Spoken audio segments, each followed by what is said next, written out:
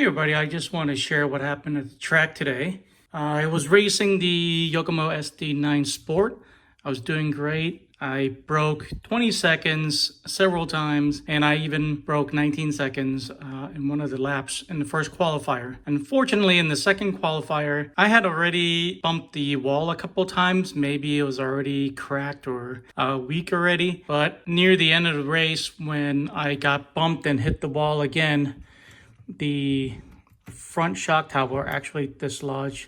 It actually broke off from the transmission case. So my day was over for that car. And then in between rounds, I managed to hook up the TT02RR, put on the track for some practice laps, and it just drives way too differently, and I couldn't even keep this car on the track. It just didn't perform well. Maybe I didn't reinstall the arm correctly, but it was just spinning out quite often, and I just called it a day. So I'm probably going to finally retire this car. And unfortunately, the part to fix this transmission case, I need to get it from Japan or Asia. It's quite expensive, and it's going to take longer than a couple weeks. So I won't be able to use this car for the April 18th race. I have a 3 Racing XI Sport NU kit right here.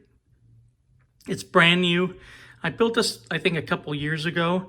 I had an unboxing video and you can see when I put that out, that's when I built this.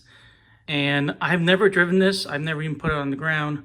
So it's going to be interesting. I will take this out to the track next week just to give it a couple runs. I've never had a belt-driven on-road car before, and it's going to be interesting. I have a Sonic, either a 17.5 or a 13.5 motor in there, and a quick run ESC. So I think it should be adequate, especially for the beginner class. So, like I said, I really enjoyed driving this car.